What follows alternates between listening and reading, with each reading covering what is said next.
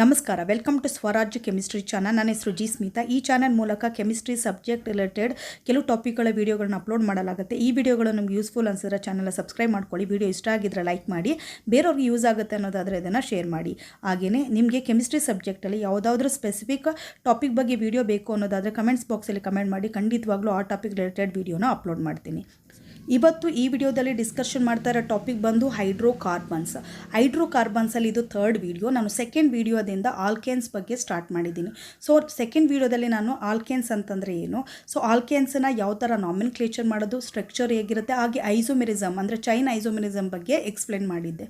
ನಿಮ್ಗೆ ಆಲ್ರೆಡಿ ಹೇಳಿದ್ದೀನಿ ನಾನು, ಐಸೋಮೆರಿಸಮಲ್ಲಿ 2 ಟೈಪ್ಸ್ ಇರುತ್ತೆ. ಒಂದು ಸ್ಟ್ರಕ್ಚರಲ್ ಐಸೋಮೆರಿಸಮ್, ಇನ್ನೊಂದು ಯಾವುದು ಅಂತಂದರೆ ಸ್ಟೀರಿಯೋ ಐಸೋಮೆರಿಸಮ್. ಈ ಕಾನ್ಫರ್ಮೇಷನ್ ಬಂದು ನಮಗೆ ಸ್ಟೀರಿಯೋ ಐಸೋಮೆರಿಸಮಲ್ಲಿ ಬರುತ್ತೆ. ಸೊ ಕಾನ್ಫರ್ಮೇಷನ್ ಅಂತಂದರೆ ಏನು? Conformations are the different spatial arrangement of atoms of a molecule obtained due to rotation around a single bond. ನೆನ್ಪಿಟ್ಕೊಳ್ಳಿ, ಇದು ಸಿಂಗಲ್ ಬಾಂಡ್ ಇರೋ ಕಡೆ ಆಗುತ್ತೆ, ಅಂತಂದರೆ ಆಲ್ಕಿನಲ್ಲಿ ಆಗಲ್ಲ, ಆಲ್ಕೈನಲ್ಲಿ ಮಾತ್ರ ಆಗೋದು. ಓಕೆ, ಹಾಗಾದ್ರೆ ಸ್ಪೇಷಿಯಲ್ ಅರೇಂಜ್ಮೆಂಟ್ ಆಫ್ ಆಟಮ್ಸ್ ಅಂತಂದ್ರೆ ಅಲ್ವಾ, ಸ್ಪೇಷಿಯಲ್ ಅರೇಂಜ್ಮೆಂಟ್ ಅಂತಂದರೆ ಏನು?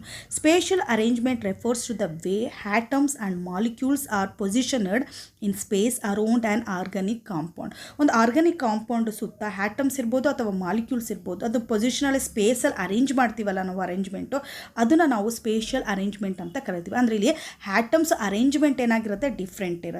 ಇದು ಯಾವ ಥರ ಬರುತ್ತೆ ಅಂತಂದರೆ, ಯಾವ ಥರ ಡಿಫ್ರೆಂಟ್ ಆಗುತ್ತೆ, ಆಟಮ್ಸ್ ಅರೇಂಜ್ಮೆಂಟ್ ಡಿಫ್ರೆಂಟ್ ಯಾಕಾಗುತ್ತೆ ಅಂತಂದರೆ, so obtain due to rotation around a single bond ಮಧ್ಯೆ ನಾವು ರೊಟೇಷನ್ ಮಾಡಿದಾಗ ನಮ್ಗೆ ಏನಾಗುತ್ತೆ ಅಂತಂದರೆ ಅರೇಂಜ್ಮೆಂಟ್ ಇರುತ್ತಲ್ಲ, ಆಟಮ್ ಅರೇಂಜ್ಮೆಂಟ್ ಅಥವಾ ಮಾಲಿಕ್ಯೂಲ್ ಅರೇಂಜ್ಮೆಂಟ್ ಏನಾಗುತ್ತೆ, ಅದು ಚೇಂಜಸ್ ಆಗುತ್ತೆ. ಆ ಚೇಂಜಸ್ ಆದಾಗ ಬರೋಂಥ ನಮಗೆ ಆ ಸ್ಟ್ರಕ್ಚರ್ಗೆ ನಾವೇನಂತ ಕರಿತೀವಿ, ಕಾನ್ಫರ್ಮೇಷನ್ ಅಂತ ಕರಿತೀವಿ. Okay, so next conformation can be represented by either.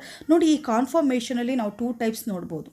Okay, ತುಂಬ ಇಂಪಾರ್ಟೆಂಟಾಗಿ 2 ಟೈಪ್ಸ್ ನೋಡ್ಬೋದು. 2 ಟೈಪ್ಸು, ಒಂದು ಐದರ್ ಸಾ-ಆರ್ಸ್ ಪ್ರೊಜೆಕ್ಷನ್ ಫಾರ್ಮುಲೈ.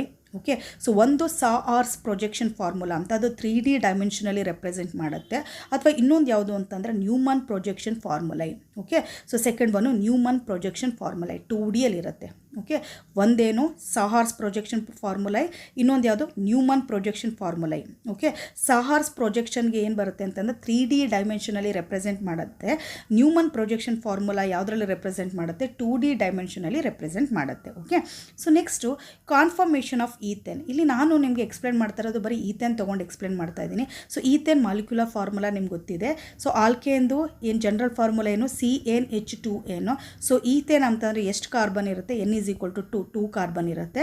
ಸೊ C2H ಏನಾಗುತ್ತೆ, 2 2s 4, ಸಾರಿ CN2n + 2. ಸೊ 2 2s 4, 4 + 2 6, C2H6 ಅಂತ ಇರುತ್ತೆ. ಓಕೆ, ಇನ್ನು ಅದು ಸ್ಟ್ರಕ್ಚರ್ ಯಾವ ಥರ ಬರೀಬೇಕು ಅಂತ ಹೇಳಿದೆ, ಕಂಡೆನ್ಸ್ಡ್ ಸ್ಟ್ರಕ್ಚರ್ ಆದರೆ ಕಾರ್ಬನ್ ಮಧ್ಯೆ ಏನಾಗುತ್ತೆ, ಒಂದು ಸಿಂಗಲ್ ಬಾಂಡ್ ಇರುತ್ತೆ.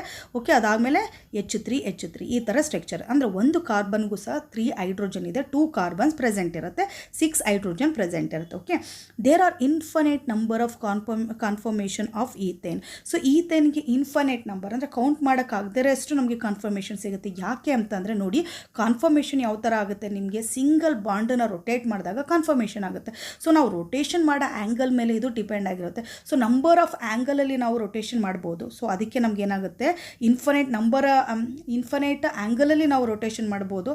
ಸೊ ಅದಕ್ಕೆ ಇನ್ಫಿನೈಟ್ ನಂಬರ್ ಆಫ್ ಕಾನ್ಫರ್ಮೇಷನು ನಮಗೆ ಸಿಗುತ್ತೆ. However 2 extreme arrangement are called.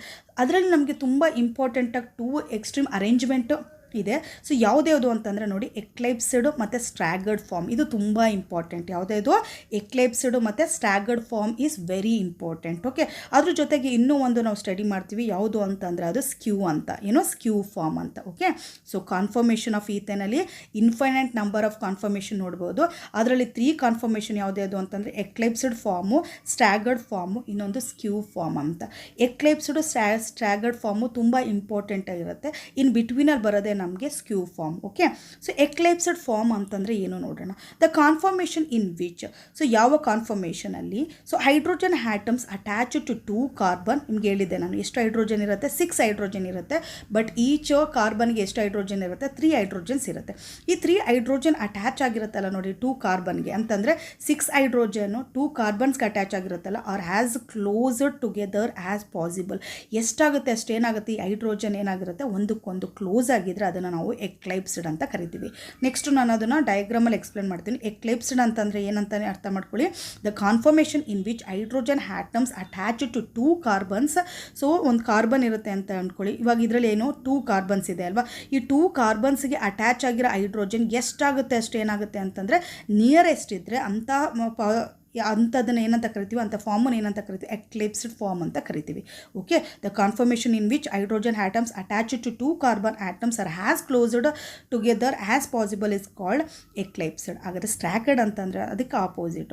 The conformation in which hydrogen atoms attach to 2 carbons are as far as possible is called staggered. So ಇಲ್ಲೇನು ಹೇಳಿದ್ದಾರೆ ಅಂತಂದರೆ ಸೇಮ್ ಅದೇ ಥರ 2 ಕಾರ್ಬನ್ಗೆ ಅಟ್ಯಾಚ್ ಆಗಿರೋ ಹೈಡ್ರೋಜನ್ ಅಲ್ಲೇನಾಗಿರುತ್ತೆ, ಎಷ್ಟಾಗುತ್ತೆ ಅಷ್ಟು ಕ್ಲೋಸ್ ಆಗಿರುತ್ತೆ, ಇದು ಎಷ್ಟಾಗುತ್ತೆ ಅಷ್ಟು ದೂರ ಇದ್ದರೆ, ಓಕೆ, ಫರ್ ಇದ್ದರೆ ಅದನ್ನು ಏನಂತ ಕರಿತೀವಿ ನಾವು, ಸ್ಟ್ಯಾಗರ್ಡ್ ಫಾರ್ಮ್ ಅಂತ ಕರಿತೀವಿ ನಾವು. ಓಕೆ, ಸೊ ನೋಡಿ ಅದರ ಕ್ಲೋಸ್ ಆಗಿರುತ್ತೆ, ಇದರಲ್ಲಿ ಏನಾಗಿರುತ್ತೆ ಡಿಸ್ಟೆನ್ಸಲ್ಲಿರುತ್ತೆ.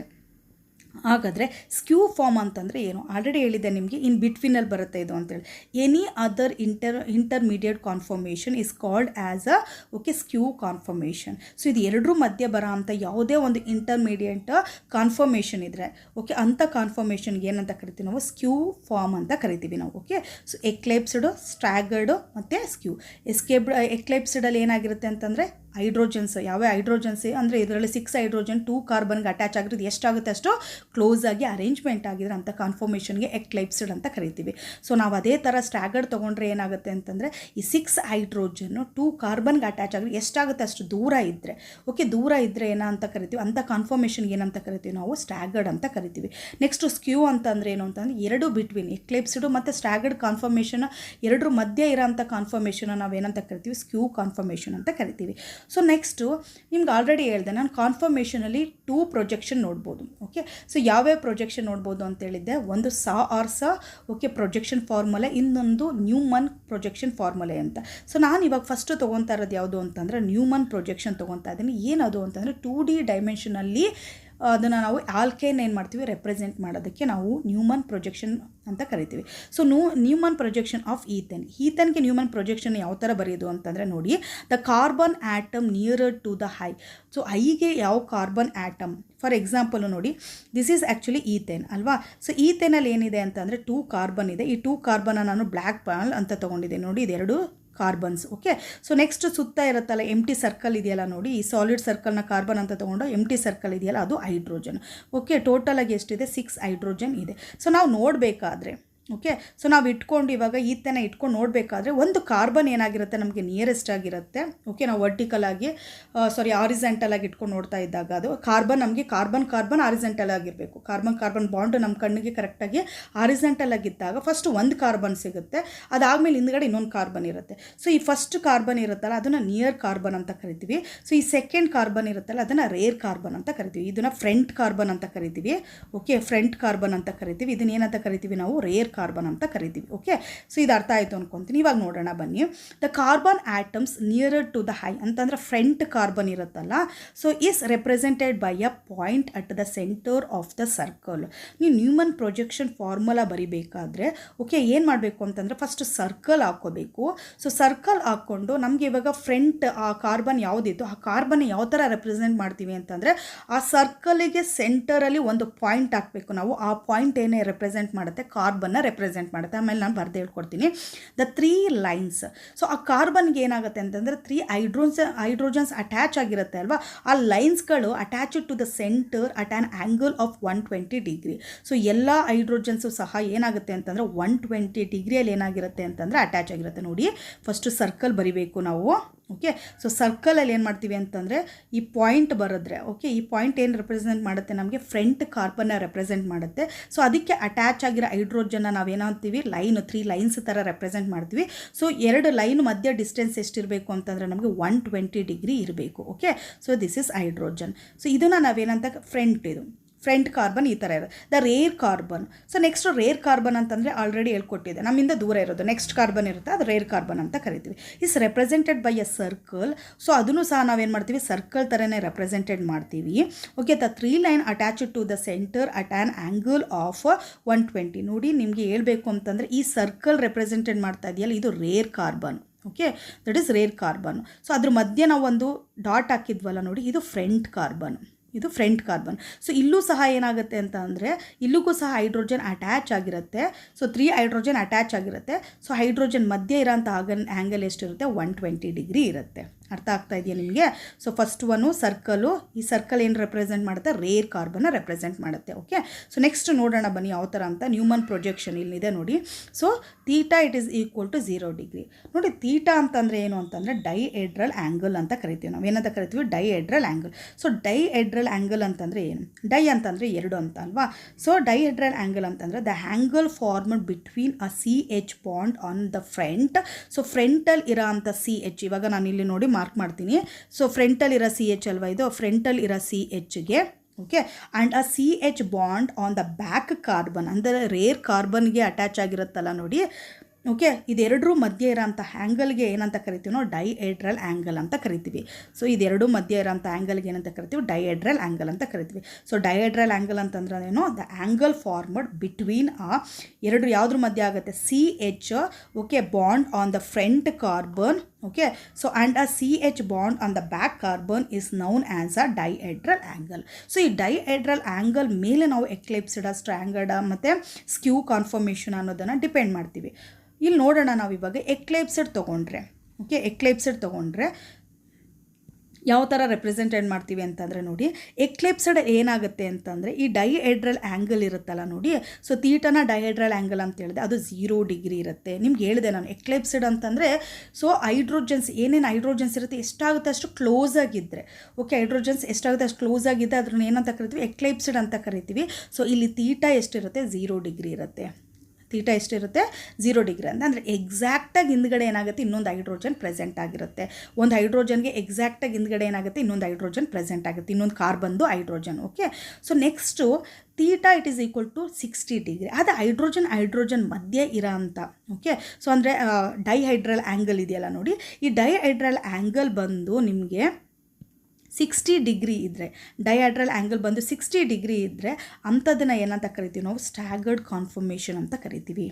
ಓಕೆ, ಸೊ ಅದೇನೇ ನಿಮಗೆ ಸೊ ಹೈಡ್ರೋಜನ್ ಅಂದರೆ ಡೈಹೈಡ್ರಲ್ ಆ್ಯಂಗಲ್ ಬಂದು ನಿಮಗೆ ಥೀಟಾ ಅಂತಂದರೆ ಯಾವುದಾದ್ರೂ ಆಗಿರ್ಬೋದು, 0 ಇಂದ 60 ಡಿಗ್ರಿ ಒಳಗಡೆ ಎಷ್ಟೇ ಇದ್ದರೂ ಅದನ್ನು ನಾವೇನಂತ ಕರಿತೀವಿ, ನಾವು ಸ್ಕ್ಯೂ ಕಾನ್ಫರ್ಮೇಷನ್ ಅಂತ ಕರಿತೀವಿ. ಓಕೆ, ಸ್ಕ್ಯೂ ಕಾನ್ಫರ್ಮೇಷನ್ ಅಂತಂದರೆ 0 ಡಿಗ್ರಿ ಮತ್ತು 60 ಡಿಗ್ರಿ ಬಿಟ್ವೀನಲ್ಲಿ ಎಷ್ಟೇ ಡಿಗ್ರಿ ಬಂದಿದ್ರೂ ಸಹ ಅದನ್ನು ನಾವು ಸ್ಕ್ಯೂ ಕಾನ್ಫರ್ಮೇಷನ್ ಅಂತ ಕರಿತೀವಿ, dihedral angle. Okay, dihedral angle ಅರ್ಥ ಆಯಿತು ಅಂದ್ಕೊತೀನಿ. This is the Newman projection formula. ಇನ್ನು ನೆಕ್ಸ್ಟ್ ನಾನಿವಾಗ ನ್ಯೂಮನ್ ಪ್ರೊಜೆಕ್ಷನ್ ಫಾರ್ಮುಲಾ ಯಾವ ಥರ ಬರೀತೀರಾ ಅಂತ ನೋಡೋಣ ಇವಾಗ. ಸೊ ಫಸ್ಟ್ ಏನು ಮಾಡಬೇಕು ಅಂತಂದರೆ ನಾವು ಸರ್ಕಲ್ ಹಾಕೋಬೇಕು. Okay, this is a circle. ಇದು ಯಾವುದು, ಇದೇನು ರೆಪ್ರೆಸೆಂಟ್ ಮಾಡುತ್ತೆ ನಮಗೆ, ರೇರ್. ಓಕೆ, ರೇರ್ ಕಾರ್ಬನ್ನ ರೆಪ್ರೆಸೆಂಟ್ ಮಾಡುತ್ತೆ. ಸೊ ಇದರ ಸೆಂಟ್ರಲ್ಲಿ ಏನು ಮಾಡ್ತೀನಿ ಅಂತಂದರೆ ನಾನು ಒಂದು ಡಾಟ್ ಹಾಕ್ಕೊತೀನಿ. ಸೆಂಟ್ರಲ್ಲಿ ಒಂದು ಡಾಟಾ ಆ್ಯಡ್ ಮಾಡ್ಕೊಳ್ಳೋಣ. ಇದೇನು ಅಂತಂದರೆ ಸೊ ಫ್ರಂಟ್ ಕಾರ್ಬನ್. ಓಕೆ, ಈ ಫ್ರಂಟ್ ಕಾರ್ಬನ್ಗೆ ನೆಕ್ಸ್ಟ್ ಏನು ಮಾಡ್ತೀವಿ ಅಂತಂದರೆ ನಾವು 3 ಹೈಡ್ರೋಜನ್ಸ್ ಬರಿಬೇಕು. ಒಂದೊಂದು ಹೈಡ್ರೋಜನ್ ಮಧ್ಯನೂ ಎಷ್ಟಿರಬೇಕು ಗ್ಯಾಪು, 120 ಡಿಗ್ರಿ ಗ್ಯಾಪ್ ಇರಬೇಕು. ಓಕೆ, ನೋಡಿ ಈ ಥರ ಬರ್ಕೋಬೇಕು ನೀವು. ಸೊ ನೆಕ್ಸ್ಟ್ ಇದೇನಾಯಿತು ಅಂತಂದರೆ ಫ್ರಂಟ್ ಕಾರ್ಬನ್ಗೆ 3 ಹೈಡ್ರೋಜನ್ನು ಅಟ್ಯಾಚ್ ಆಗಿತ್ತು. ಸೊ 3 ಹೈಡ್ರೋಜನ್ ಬರ್ಕೊಳ್ಳೋಣ. ಸೊ ಇದು ಫ್ರಂಟ್ ಕಾರ್ಬನ್ದು ಆಯಿತು. ಈ ಫ್ರಂಟ್ ಕಾರ್ಬನ್ ಇರುತ್ತಲ್ಲ ನೋಡಿ, ಇದು ಸೇಮ್ ಇರುತ್ತೆ ಎಲ್ಲದಕ್ಕೂ, 3 ಫಾರ್ಮ್ಸ್ಗೂ ಸೇಮ್ ಇರುತ್ತೆ. ಸೊ ನೀವೇನು ಮಾಡಬೇಕು ಅಂತಂದರೆ ಅದೇ ಥರ ಬರ್ಕೋಬೇಕು ಎಲ್ಲದಕ್ಕೂ. ಓಕೆ, ನೋಡಿ 3 ಬರ್ಕೊಬೇಡೋಣ ನಾವು. ನಾನಿಲ್ಲಿ ಪೇಸ್ಟ್ ಮಾಡ್ತೀನಿ, ನೀವು ಬರ್ಕೋಬೇಕು ಅಷ್ಟೇ. ಸೊ ನೆಕ್ಸ್ಟ್ ನೋಡೋಣ ಇವಾಗ. ನೆಕ್ಸ್ಟ್ ನನಗೆ ಏನು ಬೇಕು ಅಂತಂದರೆ ಫಸ್ಟು ಎಕ್ಲಿಪ್ಸ್ಡ್ ಯಾವುದನ್ನು ಐಡೆಂಟಿಫಿಕೇಷನ್ ಮಾಡ್ಕೊಂಡು ಬರ್ಕೊಬೋಣ. ಇಲ್ಲಿ ನನಗೆ ಬೇಕಾಗಿರೋದು ಫಸ್ಟು ನಾನು ಯಾವ ತೊಗೊತೀನಿ, ಎಕ್ಲಿಪ್ಸ್ಡ್ ತೊಗೊತೀನಿ. ಓಕೆ, ಎಕ್ಲಿಪ್ಸ್ಡ್ ಫಾರ್ಮ್ ತೊಗೊತೀನಿ. ಸೆಕೆಂಡ್ ಏನು ತೊಗೊತೀನಿ ಅಂತಂದರೆ ನಾನು ಓಕೆ ಸ್ಟ್ಯಾಗರ್ಡ್ ಫಾರ್ಮ್ ತೊಗೊತೀನಿ. ಓಕೆ, ಥರ್ಡ್ ಯಾವ ತೊಗೊತೀನಿ ಅಂತಂದರೆ ನಾನು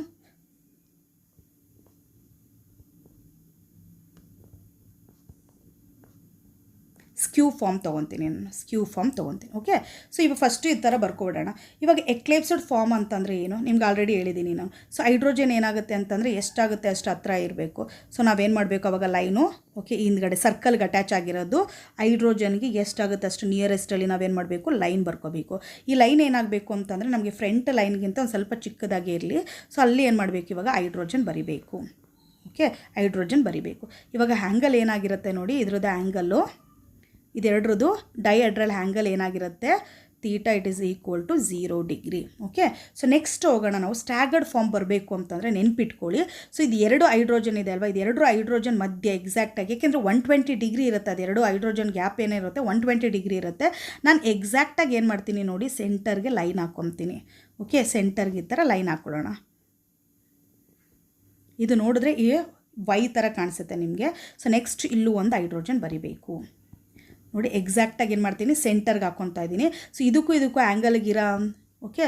ಸೊ ಈ ನೆಕ್ಸ್ಟು ಡೈಹೆಡ್ರಲ್ ಆ್ಯಂಗಲ್ ಎಷ್ಟಿರುತ್ತೆ ಇದು ನಾನು ಆಲ್ರೆಡಿ ಹೇಳಿದೆ ನಿಮಗೆ. ಎಕ್ಸಾಕ್ಟಾಗಿ ಸೆಂಟರ್ಗೆ ಹಾಕೊಂತೀವಿ 120ಯಲ್ಲಿ ಸೆಂಟರ್ ಅಂತಂದರೆ 60 ಡಿಗ್ರಿ. ಸೊ ಎಷ್ಟಿರುತ್ತೆ ಡೈಹೆಡ್ರಲ್ ಆ್ಯಂಗಲ್ 60 ಡಿಗ್ರಿ ಇರುತ್ತೆ. ಈ ಥರ ಬರೀಬೇಕು. ಇನ್ನು ನೆಕ್ಸ್ಟ್ ಹೋಗೋಣ ನಾವು ಸ್ಕ್ಯೂ ಫಾರ್ಮಲ್ಲಿ ಏನು ಮಾಡಬೇಕು ಅಂತಂದರೆ ನೋಡಿ, ಎಕ್ಸಾಕ್ಟಾಗಿ ನಾನು ಸೆಂಟರ್ಗೂ ತೊಗೊಳಂಗಿಲ್ಲ, ನಿಯರೆಸ್ಟು ತೊಗೊಳಂಗಿಲ್ಲ, ಒಂದು ಸ್ವಲ್ಪ ಡಿಗ್ರಿ ಎಷ್ಟಾದರೂ ಆಗಿರ್ಬೋದು, ಒಂದು ಸ್ವಲ್ಪ ಡಿಗ್ರಿ ಬಿಟ್ಟು ನಾನು ಇಲ್ಲೇನು ಮಾಡ್ತೀನಿ, ಲೈನ್ ಹಾಕ್ತೀನಿ. ಓಕೆ, ಎಕ್ಲಿಪ್ಸ್ಡ್ ಕಂಪೇರ್ ಮಾಡಿದ್ರೆ ಗ್ಯಾಪು ಒಂದು ಸ್ವಲ್ಪ ಹೈಡ್ರೋಜನ್ಗೆ ಇದಕ್ಕೆ ಗ್ಯಾಪ್ ಏನಾಗಿರಬೇಕು, ಜಾಸ್ತಿ ಇರಬೇಕು. ಓಕೆ, ಸೊ ಇವಾಗ ಇಲ್ಲಲ್ಲ ಹೈಡ್ರೋಜನ್ ಬರೆಯೋಣ. So this is actually okay skew form. ಇದ್ರದ್ದು ಡೈಹೆಡ್ರಲ್ ಎಷ್ಟಿರುತ್ತೆ, ಓಕೆ ತೀಟಾ ಎಷ್ಟಿರುತ್ತೆ ಇದ್ರದ್ದು ನೋಡಿ. Theta it is equal to ಎಷ್ಟಿರುತ್ತೆ ಇದು, ಸೊ 0 ಡಿಗ್ರಿಯಿಂದ 60 ಡಿಗ್ರಿ ಒಳಗಡೆ ಇರುತ್ತೆ. ಓಕೆ, ಯಾವುದಾದ್ರೂ ಇರ್ಬೋದು, ಎಷ್ಟಾದರೂ ಇರ್ಬೋದು. 0ಇಂದ 60 ಡಿಗ್ರಿ ಒಳಗಡೆ ಇದ್ದರೆ ಅದನ್ನು ನಾವೇನಂತ ಕರಿತೀವಿ, ಸ್ಕ್ಯೂ ಫಾರ್ಮ್ ಅಂತ ಕರಿತೀವಿ. ಸೊ ಹೇಗೆ ಬರೀದು ಅಂತ ಗೊತ್ತಾಯಿತು ಅಂದ್ಕೊತೀನಿ. ಇನ್ನು ನೆಕ್ಸ್ಟ್ ಹೋಗೋಣ ನಾವು ಸಾರ್ಸ್ ಪ್ರೊಜೆಕ್ಷನ್ ಫಾರ್ಮುಲೈ ಅಂತ 3D ಡೈಮೆನ್ಷನಲ್ಲಿ ರೆಪ್ರೆಸೆಂಟ್ ಮಾಡೋದು. ನಮ್ಗೆ ಏನಾಗ್ತಾಯಿತ್ತು ಅಂತಂದರೆ ಇವಾಗ ಸೊ ಬ್ಯಾಕ್ ಸೈಡ್ ಇರೋಂಥ ಲೈನ್ ಏನು ಕಾಣಿಸ್ತಾ ಇರಲಿಲ್ಲ ನಮ್ಗೆ, ಹೈಡ್ರೋಜನ್ಗೆ ಅಟ್ಯಾಚ್ ಆಗಿರೋದು ಒಂದು ಸ್ವಲ್ಪ ಉಳ್ಕೊಂಡಿರೋದು ಮಾತ್ರ ಇಲ್ಲೇನಾಗುತ್ತೆ ಅಂತಂದರೆ ಫುಲ್ಲು ಒಂದು 3D ಡೈಮೆನ್ಷನಲ್ಲಿ ನೋಡ್ತೀವಿ ಈತೆನ ನಾವು. ಹಾಗಾದರೆ ಸಾರ್ಸ್ ಪ್ರೊಜೆಕ್ಷನ್ ಫಾರ್ಮುಲೈನ ಯಾವ ಥರ ಬರೀತೀವಿ ಅಂತ, in this projection the molecule is weaved along the molecular Axis. ಇಲ್ಲಿ ಏನು ಮಾಡ್ತೀವಿ ಅಂತಂದರೆ ಮಾಲಿಕ್ಯೂಲ್ನ ಯಾವ ಥರ ನೋಡ್ತೀವಿ ಅಂತಂದರೆ ಮಾಲಿಕ್ಯುಲರ್ ಆಕ್ಸಿಸ್ ಥ್ರೂ ನೋಡ್ತೀವಿ ನಾವು. ಮಾಲಿಕ್ಯುಲರ್ ಆಕ್ಸಿಸ್ ಅಂತಂದರೆ symmetrical Axis. Okay, symmetrical Axis through ನೋಡ್ತೀವಿ. ದ ಸೆಂಟ್ರಲ್ ಕಾರ್ಬನ್ ಇದನ್ನು ಯಾವ ಥರ ಬರೆಯೋದು ಅಂತಂದರೆ ನೋಡಿ, the central carbon bond is represented by a straight line. Okay, carbon ಮಧ್ಯೆ ಇರೋ ಅಂಥ ಬಾಂಡ್ ಇರುತ್ತಲ್ಲ ನೋಡಿ, ಅದನ್ನು ನಾವೇನು ಮಾಡ್ತೀವಿ, ಸ್ಟ್ರೈಟ್ ಲೈನಲ್ಲಿ ರೆಪ್ರೆಸೆಂಟ್ ಮಾಡ್ತೀವಿ ಅಂತೇಳಿ. Slightly tilted to the right, ಈ ಥರ ಸ್ಟ್ರೈಟಾಗಿ ಮಾಡೋಕ್ಕಾಗಲ್ಲ. ಏನು ಮಾಡಬೇಕು ಅಂತಂದರೆ ನೋಡಿ, ಒಂದು ಸ್ವಲ್ಪ ರೈಟ್ ಸೈಡಿಗೆ ಏನಾಗಬೇಕು, ಇದು ಟಿಲ್ಟೆಡ್ ಆಗಿರಬೇಕು. Okay, the 3 hydrogen atoms attached to each carbon atoms at an angle of 120 degree each other. So next ಏನು ಅಂತಂದರೆ ಹೈಡ್ರೋಜನ್ ಯಾವ್ದು ಅಟ್ಯಾಚ್ ಆಗಿರುತ್ತೆ, ಸೊ ಹೈಡ್ರೋಜನ್ ಅಟ್ಯಾಚ್ ಆಗಿರೋದಕ್ಕೆ ಏನಾಗಿರಬೇಕು, ಒಂದೊಂದಕ್ಕೂ ಸಹ 120 ಡಿಗ್ರಿ ಏನಾಗಿರಬೇಕು, ಗ್ಯಾಪ್ ಇರಬೇಕು. ಓಕೆ, ಆ್ಯಂಗಲ್ 120 ಡಿಗ್ರಿ ಇರಬೇಕು. ಸೊ ನೆಕ್ಸ್ಟ್ ಇದೆಲ್ಲ hydrogen. Next front carbon is at the lower end of the line. ಈ ಲೋವರ್ ಎಂಡಲ್ಲಿ ಇರುತ್ತಲ್ಲ ನೋಡಿ, ಈ ಲೋವರ್ ಎಂಡಲ್ಲಿ ಸೊ ಅದೇನಾಗಿರುತ್ತೆ ಅಂತಂದರೆ ನಮಗೆ ಫ್ರಂಟ್ ಕಾರ್ಬನ್ ಆಗಿರುತ್ತೆ. ಫ್ರಂಟ್ ಕಾರ್ಬನ್ ಅಂದರೆ ಆಲ್ರೆಡಿ ಹೇಳಿದ್ದೆ ಅಲ್ವಾ ನಾನು ನಿಮಗೆ. ಸೊ ನೆಕ್ಸ್ಟ್ ಹಿಂದ್ಗಡೆ ಇರುತ್ತೆ, ಇದು ಅಪ್ಪರಲ್ಲಿ ಇರುತ್ತಲ್ಲ ನೋಡಿ, ಈ ಅಪ್ಪರ್ ಏನಾಗಿರುತ್ತೆ ಅಂತಂದರೆ ನಮಗೆ ರೇರ್ ಕಾರ್ಬನ್ ಆಗಿರುತ್ತೆ. ಓಕೆ, ಸೊ ನೋಡಿ ಯಾವ ಥರ ಬರೀತೀವಿ ಅಂತಂದರೆ ಇದು ಎಕ್ಲೈಪ್ಸ್ಡ್. ಸೊ ಈ ಎಕ್ಲೈಪ್ಸ್ಡು ಇದು ಸ್ಟ್ಯಾಗರ್ಡ್ ಫಾರ್ಮ್. ಇದನ್ನು ಯಾವ ಥರ ಬರೀದು ಅಂತ ಹೇಳ್ಕೊಟ್ಬಿಡ್ತೀನಿ ಒಂದ್ಸರಿ ನೋಡಿ.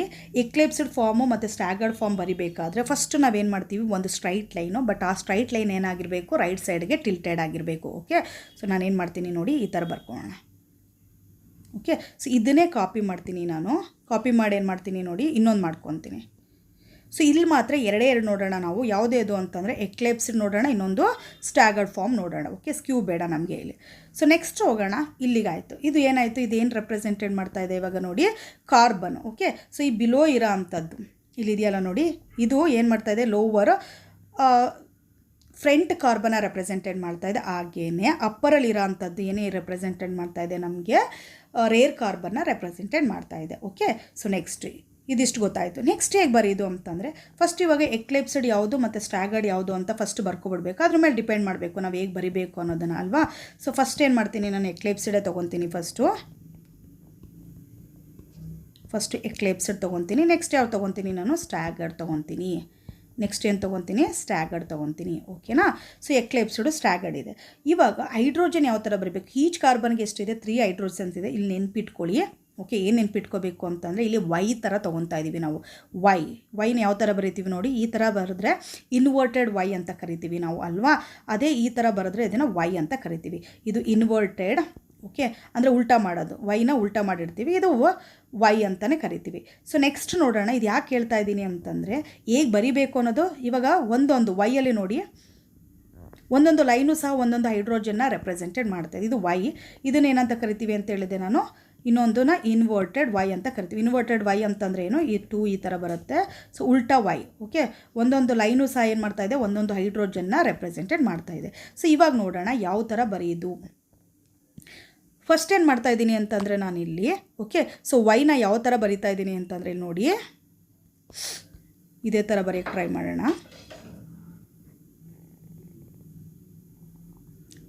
ಇನ್ವರ್ಟೆಡ್ ವೈ ಬರಿತಾ ಇಲ್ಲ, ನಾನು ವೈನೇ ಬರಿತಾ ಇದ್ದೀನಿ ಅಲ್ವಾ. ಸೊ ಅದಕ್ಕೆ ಅದನ್ನು ಯಾವ ಥರ ಬರೆದೋ ವೈ, ಅದೇ ಥರ ವೈನ ನಾನು ಕೆಳಗಡೆಗೂ ಸಹ ಬರ್ಕೋಬೇಕು ಈ ಥರ. ಓಕೆ, ಸೊ ಇಲ್ಲೇನು ಮಾಡ್ತೀವಿ, hydrogen hydrogen hydrogen hydrogen hydrogen hydrogen. ಇಲ್ಲಿ ಏನು ಯೂಸ್ ಮಾಡಿದೆ ನಾನು, ಇನ್ವರ್ಟೆಡ್ ವೈ ಯೂಸ್ ಮಾಡಿದೆ. Okay, inverted Y. ಸೊ ಇಲ್ಲೂ ಸಹ ಏನು ಮಾಡಿದೆ, ಇನ್ವರ್ಟೆಡ್ ವೈನೇ ಬರೆದೆ. ಸೊ ನೆಕ್ಸ್ಟ್ ನೋಡೋಣ, ಇಲ್ಲೇನು ಮಾಡ್ತಾ ಇದ್ದೀನಿ ಅಂತಂದರೆ ಇನ್ವರ್ಟೆಡ್ ವೈ ಬರಿತಾ ಇದ್ದೀನಿ. ಓಕೆ, ಇನ್ವರ್ಟೆಡ್ ವೈ ಬರಿತಾ ಇದ್ದೀನಿ. ನೆಕ್ಸ್ಟ್ ಇನ್ನೊಂದು ಕಡೆ ಏನು ಮಾಡ್ತಾ ಇದ್ದೀನಿ ಗೊತ್ತಾ, ನಾನು ಮಾಮೂಲಿ ನಾರ್ಮಲ್ ವೈ ಬರಿತಾ ಇದ್ದೀನಿ.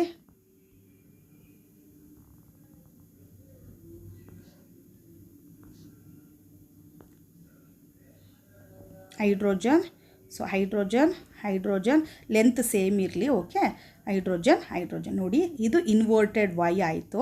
ಸೊ ಇದೇನಾಯಿತು, ವೈ ಆಯಿತು. ಅಂದರೆ ನೀವು ಎಕ್ಲೈಪ್ಸ್ಡಲ್ಲಿ ಏನು ಮಾಡ್ತೀವಿ, ಎರಡೂ ಇನ್ವರ್ಟೆಡ್ ವೈ ಬರಬೇಕು, ಇಲ್ಲ ಎರಡೂ ವೈನೇ ಬರೀಬೇಕು. ಓಕೆ, ಸೊ ಅದೇ ನೀವು ಸ್ಟ್ಯಾಗರ್ಡ್ ತೊಗೊಂಡಾಗ ಏನು ಮಾಡ್ತೀರಾ ಅಂತಂದರೆ ಒಂದು ಇನ್ವರ್ಟೆಡ್ ವೈ ಇದ್ದರೆ ಹೈಡ್ರೋಜನ್ ಅರೇಂಜ್ಮೆಂಟು, ಇನ್ನೊಂದು ಹೈಡ್ರೋಜನ್ ಅರೇಂಜ್ಮೆಂಟ್ ಯಾವ ಥರ ಇರುತ್ತೆ, ವೈ ಫಾರ್ಮಲ್ಲಿ ಇರುತ್ತೆ. ಓಕೆ, ಈ ಥರ ಆದರೆ ಅದನ್ನು ಏನಂತ ಕರಿತೀವಿ, ಸ್ಟ್ಯಾಗರ್ಡ್ ಅಂತ ಕರಿತೀವಿ. ಸೊ ಇಲ್ಲೊಂದು ನೋಟ್ ಇದೆ, ಏನು ಕೊಟ್ಟಿದ್ದೀವಿ ನೋಟಲ್ಲಿ ಏನಿದೆ ಅಂತಂದರೆ ನೋಡಿ, eclipsed and staggered forms can be converted into one another by rotation of 60 degree about the carbon bond. So eclipsed ಫಾರ್ಮ್ನ ನಾವು ಸ್ಟ್ಯಾಗರ್ಡ್ ಫಾರ್ಮ್ ಆಗೂ ಸಹ ಕನ್ವರ್ಷನ್ ಮಾಡ್ಬೋದು. ಸೊ ಹೆಂಗೆ ಕನ್ವರ್ಷನ್ ಮಾಡೋದು ಅಂತಂದರೆ ಜಸ್ಟ್ ನಾವೇನು ಮಾಡಬೇಕು, 60 ಡಿಗ್ರಿ ರೊಟೇಷನ್ ಮಾಡಬೇಕು. ಯಾವುದ್ರ ಮಧ್ಯೆ, ಕಾರ್ಬನ್ ಬಾಂಡ್ ಮಧ್ಯ 60 ಡಿಗ್ರಿ ರೊಟೇಷನ್ ಮಾಡಿದ್ರೆ ಏನಾಗುತ್ತೆ, ಅದು ಆಟೋಮೆಟಿಕಲಿ ಎಕ್ಲೈಪ್ಸ್ಡ್ ಸ್ಟ್ಯಾಗರ್ಡ್ ಆಗುತ್ತೆ. ಸ್ಟ್ಯಾಗರ್ಡ್ ಇದ್ದರೆ ಎಕ್ಲೈಪ್ಸ್ಡ್ ಫಾರ್ಮ್ ಆಗಿ ಕನ್ವರ್ಷನ್ ಆಗುತ್ತೆ. ಓಕೆ, ನೆಕ್ಸ್ಟ್ ಟಾಪಿಕ್ ನೋಡೋಣ. ಯಾವುದು ಅಂತಂದರೆ ರಿಲೇಟಿವ್ ಸ್ಟೆಬಿಲಿಟಿ ಆಫ್ ಕಾನ್ಫರ್ಮೇಷನ್. ನೆನ್ಪಿಟ್ಕೊಳ್ಳಿ, ಸ್ಟೆಬಿಲಿಟಿ ಯಾವುದ್ರ ಮೇಲೆ ಡಿಪೆಂಡ್ಸ್ ಆಗಿರುತ್ತೆ, ಎನರ್ಜಿ ಮೇಲೆ ಡಿಪೆಂಡ್ ಆಗಿರುತ್ತೆ. ಎನರ್ಜಿ ಕಡಿಮೆ ಇದ್ದಷ್ಟು ಸ್ಟೆಬಿಲಿಟಿ ಜಾಸ್ತಿ ಇರುತ್ತೆ. ನಾವು ಯಾವುದೇ ಒಂದು ಬಾಂಡ್ ಫಾರ್ಮೇಷನ್ ತೊಗೊಂಡ್ರು ಅಷ್ಟೇ, ಬಾಂಡ್ ಫಾರ್ಮೇಷನ್ ಆಗಬೇಕಾದ್ರೆ ಏನಾಗುತ್ತೆ ಅಂತಂದರೆ ಎನರ್ಜಿ ರಿಲೀಸ್ ಆಗುತ್ತೆ ಅಲ್ವಾ. ಸೊ ಎಷ್ಟು ಎನರ್ಜಿ ರಿಲೀಸ್ ಆಗುತ್ತೆ, ಜಾಸ್ತಿ ಎನರ್ಜಿ ರಿಲೀಸ್ ಆದರೆ ಅಷ್ಟು ಸ್ಟೇಬಲ್ ಆಗಿರುತ್ತೆ ಬಾಂಡ್ ಅಂತ ಇಂಡಿಕೇಟ್ ಮಾಡುತ್ತೆ ನಮಗೆ. ಸೊ ಸ್ಟೆಬಿಲಿಟಿ ಯಾವುದ್ರ ಮೇಲೆ ಡಿಪೆಂಡ್ ಆಗಿರುತ್ತೆ, ಎನರ್ಜಿ ಮೇಲೆ ಡಿಪೆಂಡ್ ಆಗಿರುತ್ತೆ. ಎನರ್ಜಿ ಕಡಿಮೆ ಇದ್ದರೆ ಸ್ಟೆಬಿಲಿಟಿ ಜಾಸ್ತಿ ಇರುತ್ತೆ, ನೆನ್ಪಿಟ್ಕೋಬೇಕಾಗಿರೋದು. The relative stability of ethane are in the order. So relative stability ತೊಗೊಂಡ್ರೆ ಈತನ ನಾವು 3 ಕಾನ್ಫರ್ಮೇಷನ್ ಓದೋದು ಇವಾಗ ತಾನೆ. ಯಾವುದ್ಯಾವುದು ಅಂತಂದರೆ ಎಕ್ಲೈಪ್ಸ್ಡ್ ಓದೋ, ಸ್ಟ್ರಾಗರ್ಡ್ ಓದೋದು, ಮತ್ತು ಅದ್ರ ಜೊತೆಗೆ ಯಾವುದು ಓದೋದು, ಸ್ಕ್ಯೂನ್ ಓದೋದು ಅಲ್ವಾ. ಸೊ ಇವಾಗ ಅದ್ರದ್ದು ಸ್ಟೆಬಿಲಿಟಿ ಅರೇಂಜ್ಮೆಂಟ್ ಮಾಡೋದಾದರೆ ನೋಡಿ, ಸ್ಟ್ಯಾಗರ್ಡ್ ಫಸ್ಟ್ ಬರುತ್ತೆ, ನೆಕ್ಸ್ಟ್ ಸ್ಕ್ಯೂ ಬರುತ್ತೆ, ಆಮೇಲೆ ಎಕ್ಲೈಪ್ಸ್ಡ್ ಬರುತ್ತೆ. ಎಕ್ಲೈಪ್ಸ್ಡ್ ಲೀಸ್ಟ್ ಸ್ಟೇಬಲ್. ಯಾಕೆ ಅಂತಂದರೆ ಇದನ್ನು ಯಾವುದ್ರ ಮೇಲೆ ಎಕ್ಸ್ಪ್ಲೇನ್ ಮಾಡ್ಬೋದು ನಾವು, ಎನರ್ಜಿ ಮೇಲೆ ಎಕ್ಸ್ಪ್ಲೇನ್ ಮಾಡ್ಬೋದು. ಹಾಗಾದ್ರೆ ನೋಡೋಣ ಬನ್ನಿ, ಇದೊಂದು ಡಯಾಗ್ರಾಮು. ಇಲ್ಲಿ ನೋಡಿ, ಪೊಟೆನ್ಷಿಯಲ್ ಎನರ್ಜಿ ತೊಗೊಂಡಿದ್ದೀವಿ. ನಾವು ಏನು ತೊಗೊಂಡಿದ್ದೀವಿ, ನಾವು ಪೊಟೆನ್ಷಿಯಲ್ ಎನರ್ಜಿ ತೊಗೊಂಡಿದ್ದೀನಿ. ಪೊಟೆನ್ಷಿಯಲ್ ಎನರ್ಜಿ ತೊಗೊಂಡಿಲ್ಲಿ ಸ್ಟ್ಯಾಗರ್ಡ್ ಫಾರ್ಮು, ಎಕ್ಲೈಪ್ಸ್ಡ್ ಫಾರ್ಮು, ಹಾಗೆಯೇ ಸ್ಕ್ಯೂ ಫಾರ್ಮನ್ನ ಅರೇಂಜ್ಮೆಂಟ್ ಮಾಡಿದ್ದೀವಿ ನಾವು. ಸೊ ನೀವು ನೋಡ್ಬೋದು ಕೆಳಗಡೆ ಸ್ಟ್ಯಾಗರ್ಡ್ ಫಾರ್ಮ್ ಕೊಟ್ಟಿದೆ, ಕೆಳಗಡೆ ಏನಿದೆ ಅಂತಂದರೆ ಸ್ಟ್ಯಾಗರ್ಡ್ ಫಾರ್ಮ್ ಇದೆ. ಈ ಸ್ಟ್ಯಾಗರ್ಡ್ ಫಾರ್ಮ್ ಕೆಳಗಡೆ ಇರೋದ್ರಿಂದ ಅದರದ್ದು ಎನರ್ಜಿ ನೋಡಿ, ನಿಮಗೆ ಪೊಟೆನ್ಷಿಯಲ್ ಎನರ್ಜಿ ಏನಾಗಿದೆ, ಕಡಿಮೆ ಇದೆ. ಎಕ್ಲೈಪ್ಸ್ಡ್ ಕಂಪೇರ್ ಮಾಡಿದ್ರೆ ಎಕ್ಲೈಪ್ಸ್ಡ್ ಏನಿದೆ, ಜಾಸ್ತಿ ಇದೆ ನೋಡಿ. ಸೊ ಎನರ್ಜಿ ಕಡಿಮೆ ಇರೋದ್ರಿಂದ ಇದು ಸ್ಟೆಬಿಲಿಟಿ ಜಾಸ್ತಿ ಇರುತ್ತೆ. ಅದಕ್ಕೆ ನೋಡಿ ಸ್ಟ್ಯಾಗರ್ಡ್ ಫಸ್ಟ್ ಬರುತ್ತೆ, most stable, more stable. Okay, so next ಹೋಗೋಣ ನಾವು. ಎಕ್ಲಿಪ್ಸ್ಡ್ ಬಂದರೆ, ಸೊ ಎಕ್ಲಿಪ್ಸ್ಡ್ರಲ್ಲಿ ಏನಾಗಿದೆ ನೋಡಿ, ಎನರ್ಜಿ ಏನಾಗಿದೆ ನೋಡಿ, ಜಾಸ್ತಿ ಇದೆ ಎನರ್ಜಿ. ಓಕೆ, ಎನರ್ಜಿ ಜಾಸ್ತಿ ಇರೋದ್ರಿಂದ ಇದನ್ನು ಲೀಸ್ಟ್ ಸ್ಟೇಬಲ್ ಅಂತ ತೊಗೊತೀವಿ ನಾವು. ಸೊ ನೆಕ್ಸ್ಟು ಸ್ಕ್ಯೂ ಡಯಾಗ್ರಾಮ್ ಬಂದರೆ, ಈ ಸ್ಕ್ಯೂ ಎಲ್ಲಿ ಬಂದಿದೆ ಅಂತಂದರೆ ನೋಡಿ, ಎಕ್ಲಿಪ್ಸ್ಡು ಮತ್ತು ಸ್ಟ್ಯಾಗರ್ಡ್ ಇದು ಎರಡು ಮಧ್ಯೆ ಏನು ಬಂದಿದೆ ನಮಗೆ, ಸ್ಕ್ಯೂ ಬಂದಿದೆ. ಸೊ ಸ್ಕ್ಯೂ ಏನಾಗುತ್ತೆ ಅಂತಂದರೆ ಸ್ಟೆಬಿಲಿಟಿಯಲ್ಲೂ ಸಹ ಸ್ಟ್ಯಾಗರ್ಡು ಮತ್ತು ಎಕ್ಲಿಪ್ಸ್ಡ್ ಮಧ್ಯೆ ಬರುತ್ತೆ. ಓಕೆ, ಸೊ ಫಸ್ಟ್ ಸ್ಟೇಬಲ್ ಯಾವುದು, ಮೋಸ್ಟ್ ಸ್ಟೇಬಲು ಸ್ಟ್ಯಾಗರ್ಡ್. ಯಾಕೆ ಅಂತಂದರೆ ಎನರ್ಜಿ ಕಡಿಮೆ ಇರುತ್ತೆ. ನೆಕ್ಸ್ಟ್ ಯಾವುದು ಬರುತ್ತೆ, ಸ್ಕ್ಯೂ ಬರುತ್ತೆ. ಯಾಕೆಂದರೆ ಎನರ್ಜಿ ಎಕ್ಲಿಪ್ಸ್ಡ್ ಮತ್ತು ಸ್ಟ್ಯಾಗರ್ಡ್ ಮಧ್ಯೆ ಇರುತ್ತೆ. ನೆಕ್ಸ್ಟ್ ಎಕ್ಲಿಪ್ಸ್ಡ್ ಬರುತ್ತೆ. ಎಕ್ಲಿಪ್ಸ್ಡಲ್ಲಿ ಏನಾಗುತ್ತೆ ಅಂತಂದರೆ ಎನರ್ಜಿ ತುಂಬ ಜಾಸ್ತಿ ಇರುತ್ತೆ. ಸೊ ಎನರ್ಜಿ, ಪೊಟೆನ್ಷಿಯಲ್ ಎನರ್ಜಿ ಜಾಸ್ತಿ ಇದ್ದಷ್ಟು ಏನಾಗುತ್ತೆ ಅಂತಂದರೆ ನಮಗೆ ಸ್ಟೆಬಿಲಿಟಿ ಕಡಿಮೆ ಆಗ್ತಾ ಹೋಗುತ್ತೆ. ಇನ್ನು ಸ್ಟ್ಯಾಗರ್ಡು ಮತ್ತು ಎಕ್ಲಿಪ್ಸ್ಡ್ಗೆ ಇರೋಂಥ ಪೊಟೆನ್ಷಿಯಲ್ ಎನರ್ಜಿ ಡಿಫ್ರೆನ್ಸ್ ಎಷ್ಟು ಅಂತಂದರೆ 2.8 ಕಿಲೋ ಕ್ಯಾಲೋರಿ ಪರ್ ಮೋಲ್ ಅಷ್ಟು ಡಿಫ್ರೆನ್ಸ್ ಇರುತ್ತೆ. ಓಕೆ, ನೆಕ್ಸ್ಟ್ ಹೋಗೋಣ ನಾವು. The repulsive interaction between the electron clouds of CH bonds, okay, which affects the stability of a conformation is called torsional strain. Strain. So torsional strain ಏನು ಅಂತಂದರೆ ನೋಡಿ, carbon ಮತ್ತು hydrogen ತೊಗೊಂಡಾಗ ಇದರಲ್ಲಿ energy electron cloud ಇರುತ್ತೆ. Electron cloud ಅಂತಂದರೆ ಗೊತ್ತಿರುತ್ತೆ ನಮಗೆ, ಎಲೆಕ್ಟ್ರಾನ್ ಯಾವುದು negative charge. So negative charge present ಇರೋದ್ರಿಂದ ಇದು ಎರಡರ ಮಧ್ಯೆ ಏನಾಗುತ್ತೆ ಅಂತಂದರೆ ರಿಪಲ್ಷನ್, ಈ ಬಾಂಡ್ ಮಧ್ಯೆ ರಿಪಲ್ಷನ್ ಆಗುತ್ತೆ. ಸೊ ಈ ರಿಪಲ್ಷನು ಸ್ಟೆಬಿಲಿಟಿ ಮೇಲೆ ಎಫೆಕ್ಟ್ ಆಗುತ್ತೆ, ಸ್ಟೆಬಿಲಿಟಿ ಆಫ್ ದ ಕಾನ್ಫರ್ಮೇಷನ್ ಮೇಲೆ ಎಫೆಕ್ಟ್ ಆಗುತ್ತೆ. ಯಾವ ಥರ ಎಫೆಕ್ಟ್ ಆಗುತ್ತೆ ಅಂತಂದರೆ ನಿಮ್ಗೆ ಗೊತ್ತಿರೋ ಥರನೇ ರಿಪಲ್ಷನ್ ಜಾಸ್ತಿ ಇದ್ದಷ್ಟು ಏನಾಗುತ್ತೆ ಅಂತಂದರೆ ಸ್ಟೆಬಿಲಿಟಿ ಕಡಿಮೆ ಇರುತ್ತೆ. ಅರ್ಥ ಮಾಡ್ಕೊಳ್ಳಿ, ರಿಪಲ್ಷನ್ ಜಾಸ್ತಿ ಇದ್ದರೆ ಟಾರ್ಷನಲ್ ಸ್ಟ್ರೈನ್ ಜಾಸ್ತಿ ಇದ್ದರೆ ಸ್ಟೆಬಿಲಿಟಿ ಏನಾಗುತ್ತೆ, ಕಡಿಮೆ ಆಗುತ್ತೆ. ಈ ಎರಡು ಕ್ಲೌಡ್ ಮಧ್ಯೆ ಇರೋ ಅಂಥ ರಿಪಲ್ಷನ್ನ ಓಕೆ ಅದು ಏನು ಮಾಡುತ್ತೆ, ಸ್ಟೆಬಿಲಿಟಿ ಮೇಲೆ ಎಫೆಕ್ಟ್ ಮಾಡುತ್ತಲ್ಲ, ಅದನ್ನು ನಾವು ಟಾರ್ಷನಲ್ ಸ್ಟ್ರೈನ್ ಅಂತ ಕರಿತೀವಿ.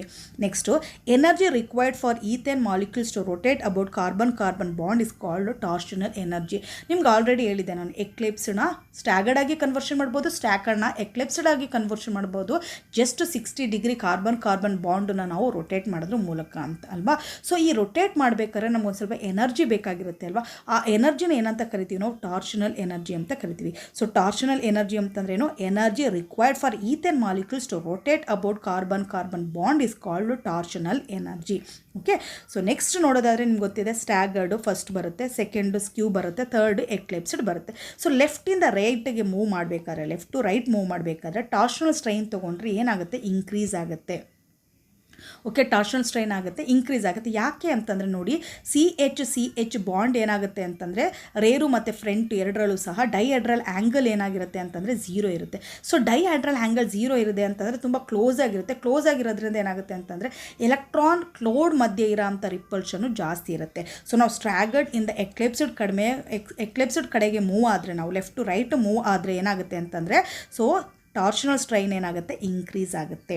ಓಕೆ, ಸೊ ನೆಕ್ಸ್ಟ್ ನೋಡೋಣ ಟಾರ್ಷನಲ್ ಆ್ಯಂಗಲ್ ಅಥವಾ ಡೈಹೈಡ್ರಲ್ ಆ್ಯಂಗಲ್. ಆಲ್ರೆಡಿ ಹೇಳಿದ್ದೆ ನಾನು.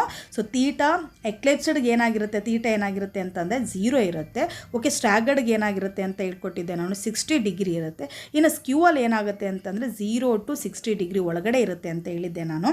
ಓಕೆ, ಸೊ ಈ ಆ್ಯಂಗಲ್ಲು ಸೊ ಲೆಫ್ಟಿಂದ ರೈಟಿಗೆ ಹೋಗ್ತಾ ಏನಾಗುತ್ತೆ ನೋಡಿ, ಡಿಕ್ರೀಸ್ ಆಗುತ್ತೆ. ಓಕೆ, ಸೊ ನೆಕ್ಸ್ಟ್ ಸ್ಟೆಬಿಲಿಟಿ ಏನಾಗುತ್ತೆ ಅಂತ ಹೇಳ್ಕೊಟ್ಟಿದ್ದೆ, ಆಲ್ರೆಡಿ ಹೇಳಿದ್ದೀನಿ ನಾನು. ಸ್ಟ್ಯಾಗರ್ಡಿಂದ ಎಕ್ಲಿಪ್ಸ್ಡ್ ಅಂದರೆ ಲೆಫ್ಟಿಂದ ರೈಟಿಗೆ ಹೋಗ್ಬೇಕಾದ್ರೆ ಸ್ಟೆಬಿಲಿಟಿ ಏನಾಗ್ತಾ ಇರುತ್ತೆ, ಡಿಕ್ರೀಸ್ ಆಗ್ತಾ ಇರುತ್ತೆ. ಯಾಕೆ ಡಿಕ್ರೀಸ್ ಆಗ್ತಾ ಇರುತ್ತೆ, ಅದಕ್ಕೆ ರಿವರ್ಸ್ ಏನಾಗ್ತಾ ಇರುತ್ತೆ, ಎನರ್ಜಿ ಏನಾಗ್ತಾ ಇರುತ್ತೆ, ಇನ್ಕ್ರೀಸ್ ಆಗ್ತಾ ಇರುತ್ತೆ. ಓಕೆ, ಸೊ ಅಲ್ಲಿಗೆ ಟಾರ್ಷನಲ್ ಸ್ಟ್ರೈನ್ ಇನ್ಕ್ರೀಸ್ ಆಗುತ್ತೆ left to right. Okay, so torsional angle ಅಥವಾ ಡೈಹೆಡ್ರಲ್ ಆ್ಯಂಗಲ್ ಡಿಕ್ರೀಸ್ ಆಗುತ್ತೆ, ಸ್ಟೆಬಿಲಿಟಿ ಡಿಕ್ರೀಸ್ ಆಗುತ್ತೆ, ಎನರ್ಜಿ ಇನ್ಕ್ರೀಸ್ ಆಗುತ್ತೆ. ಈ ವಿಡಿಯೋದಲ್ಲಿ ಎಕ್ಸ್ಪ್ಲೇನ್ ಮಾಡಿರೋ ಟಾಪಿಕ್ಕು ನಿಮಗೆ ನೀಟಾಗಿ ಅರ್ಥ ಆಗಿದೆ ಅನ್ಕೊತೀನಿ ನಾನು. Thank you so much for watching this video. All the best.